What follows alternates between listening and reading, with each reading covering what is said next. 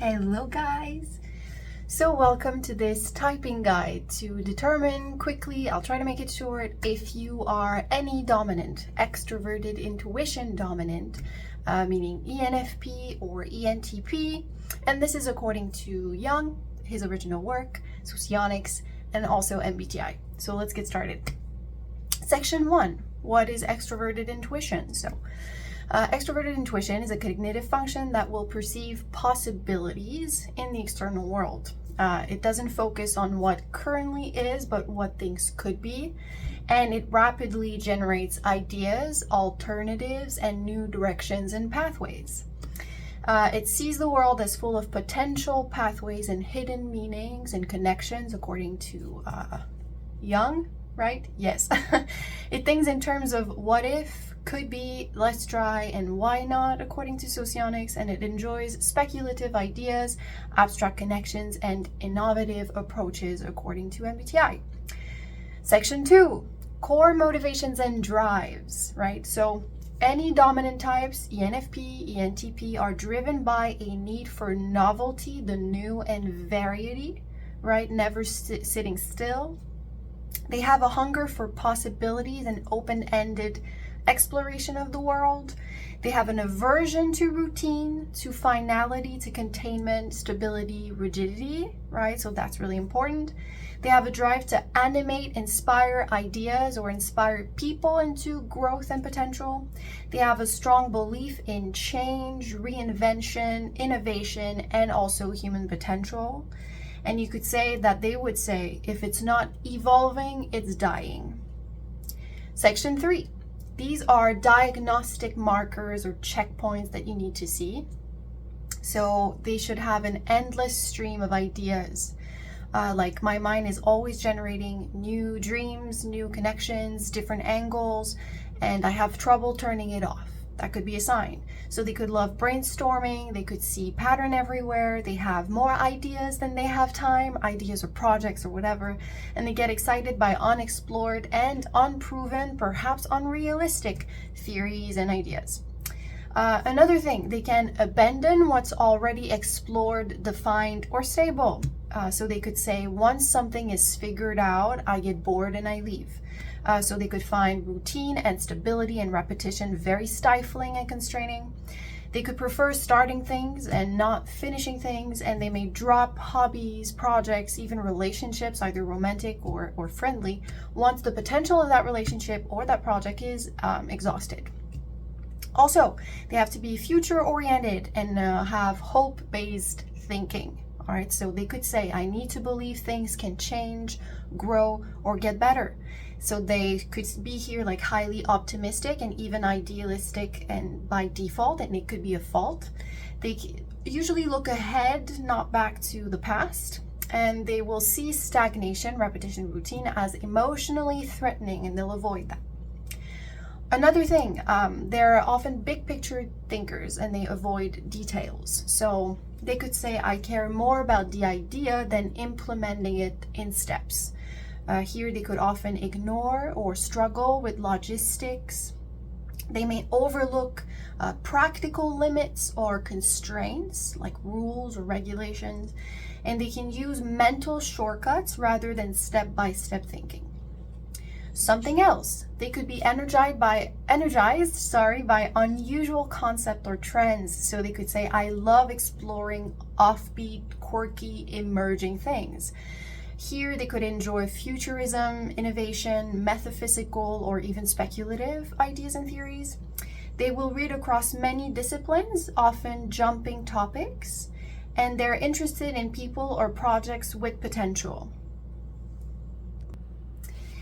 Also, they will dislike rigid, literal, or slow-moving people. They could say, I lose patience with people who can't think originally outside of the box in creative ways. It annoys me. So here you could say a distrust of like bureaucracy, rules, or even conventional ways, traditional ways of doing things. They could get frustrated with overly methodical or skeptical people. And they will value imagination, creativity, open-mindedness, speed, and cleverness, right? Needs to go fast.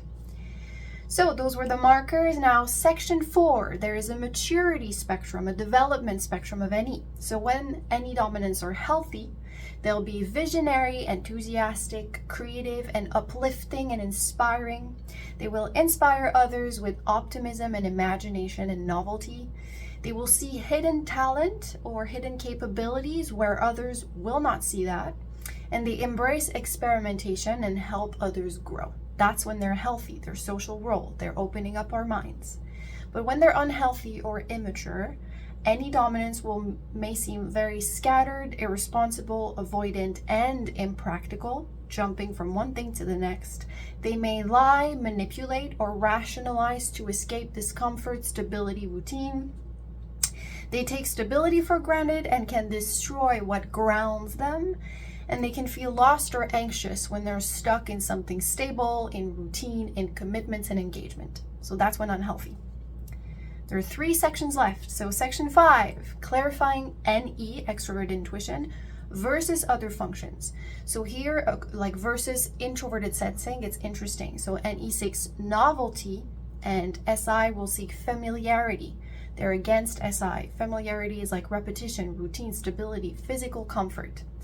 NE hates repetition, SI finds safety in it. NE sees possibilities, SI remembers the physical conditions that bring comfort from the past. NE will forget details, dismiss details. SI will retain details, will see details, and will retain that experience. If we compare with NI, introverted intuition, there are 2 intuitive functions. NE will generate multiple possibilities and they're all equally important. Whereas NI will seek to narrow to that one possibility, that one vision. NE will be very fast, scattered, adaptable, excited, butterfly-like, whereas NI is very focused, quiet, and intense in their belief of their vision.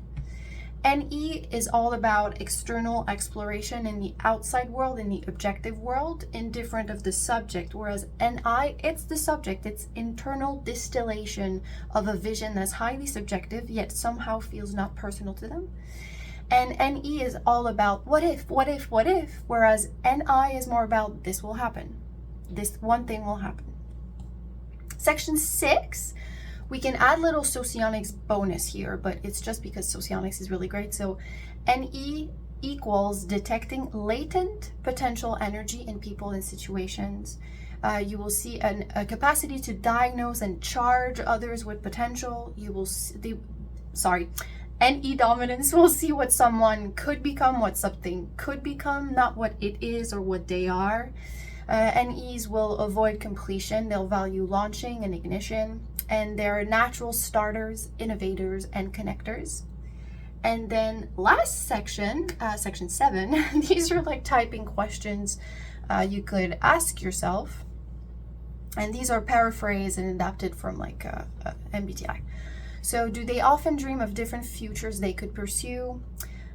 Or do they start many things but struggle to finish them? Do they feel restless when things get repetitive or too stable?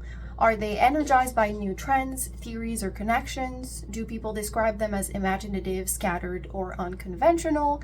And have they ever sabotaged something good just because it felt too final and constraining? So there you go, closing summary. Dominant NE traits, real quick. Perceives hidden possibilities, needs novelty and change, hates routine, predictability, brainstorms constantly, sees potential in others and in projects, systems. They're easily bored by what is. They have unfinished projects that are piled up.